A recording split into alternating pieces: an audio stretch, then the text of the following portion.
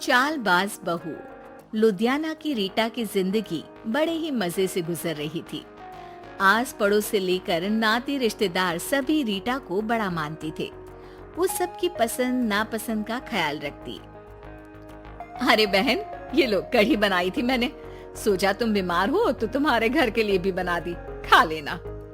सभी रीटा की तारीफ करते हैं। रीटा की ममेरी बहन कहती है, रीटा, तुम्हारा लड़का तो बहुत बड़ा हो गया है, उसकी शादी की नहीं सोची? सोच तो रही हूँ, लेकिन ऐसे लड़के से कौन शादी करेगा जो कमाता धमाता ही नहीं है। ये तो है। तू उसे समझाकर किसी काम पर क्यों नहीं लगाती? अरे क्या करूँ बहन, समझाती तो बहुत हूँ लेकिन समझता ही नहीं। किसी तरह कहीं काम पर लगा भी दो तो 2-4 दिनों में ही काम छोड़कर वापस आ जाता है। कहता है खुद का काम करना है। अगले दिन रीटा का बेटा मयंक कहता है, माँ, ये नेहा है, मैं इससे प्यार करता हूँ और इसी से शादी करूँगा। अब लेकिन नेहा बेटा, ये तो काम ही नहीं करता, तुम खाओगी क्या? माँ जी, आप जो खाएंगी वही मैं भी खा लूंगी, लेकिन शादी तो मयंक से ही करूंगी। रीटा नेहा और मयंक की शादी करवा देती है। हे जी, देखिए तो, ये हमारा भाग्य है कि शहर की इतनी प्यारी पढ़ी लिखी लड़की हमारी बहू बनी। हाँ रीटा, सही बोल रही हो, वरना कौन बिना काम धाम के लड़के से शादी करता है। नेहा सारा दिन घर में रहती और सास को देख देख कर जलती कुड़ती रहती। अरे नेहा, तू तो बहुत लक्की है जो इतनी अच्छी सास मिली, माँ की तरह तेरा ख्याल रखती है। नेहा बिना मन के हंसकर निकल जाती है। आए दिन नेहा को उसकी सास की तारीफ सुनने को मिलती। मयंक, तुम्हारी मम्मी बहुत चालाक है, सबको सम्मोहित करके रखी हुई है। कोई मुझसे पूछे कितनी झूठी औरत है तुम्हारी माँ। अच्छा, कैसी, क्या झूठ बोल रही थी? अरे जिसे देखो वो कहता है तुम किस्मत वाली हो कि अच्छी सास मिली।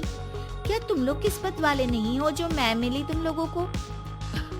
अरे लेकिन यहाँ तुम्हें तो कोई जानता नहीं ना, तुम्हें तो लोगों को समझाना पड़ेगा कि तुम भी उतनी ही अच्छी हो जितनी की माँ है।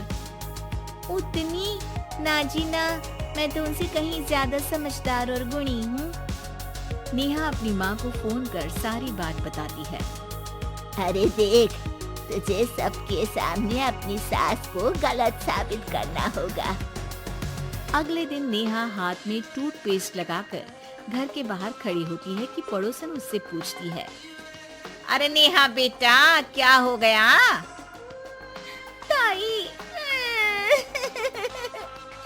क्या बोलूं मैं? मेरी सास से मत कहना ताई जी, मेरी सास ने गुस्से से चला दिया।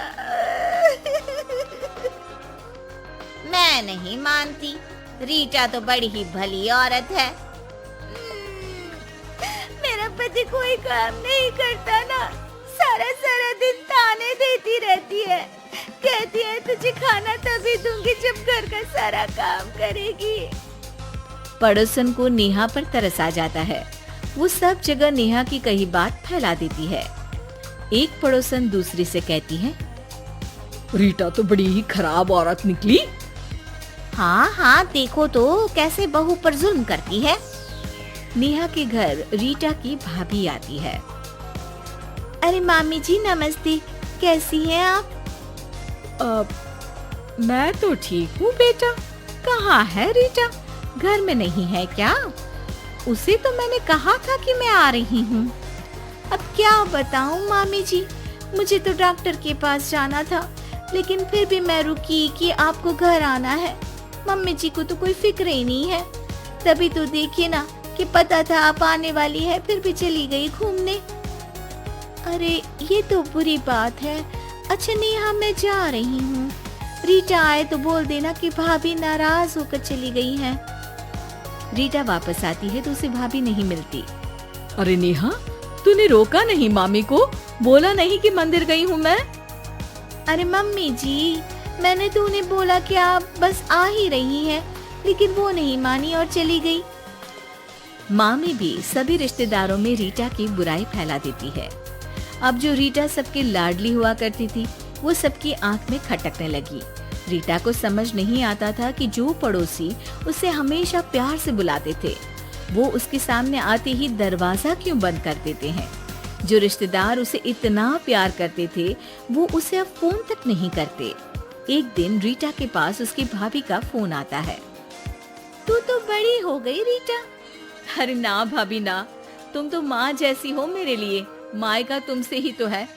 लेकिन तुम भी पता नहीं क्यों नाराज हो मुझसे। रीटा को उसकी भाभी सारी बात बताती है। रीटा उसे समझाती है कि कैसे वो नेहा बहू को बताकर वहां से गई थी। दोनों के बीच गिला शिकवा खत्म हो जाता है। रीटा समझ जाती है कि नेहा ने ही उसकी बुराई पड़ोसियों से भी की होगी। रीटा सबके घर जाकर बात करती है, जहां उसे पता चलता है कि नेहा ने ढेर सारी झूठी बातें कर रखी है। रीटा सोच लेती है कि वो नेहा को सबक सिखाकर ही रहेगी। नेहा, तेरे ससुर जी रिटायर हो रहे हैं, तो अब तू और मयंक कहीं और घर देख लो। अरे कैसी बातें कर रही हैं सासू माँ, ये तो कोई काम नहीं करते, हम कहाँ जाएंगे। तभी वो पड़ोसन आ जाती है। अरे नेहा, अच्छा ही तो है, तेरी ऐसी सास से छुटकारा मिल रहा है जो तुझे बात बात पर जला देती थी ना। घर जरा जल्दी खाली कर देना नेहा, मयंक से भी बोल देना। नेहा को समझ आ जाता है कि सास को सब पता चल गया है। वो उसकी पैर पकड़ लेती है। सासू माँ, मुझे माफ कर दीजिए, मैं आगे से ऐसा कभी नहीं करूँगी।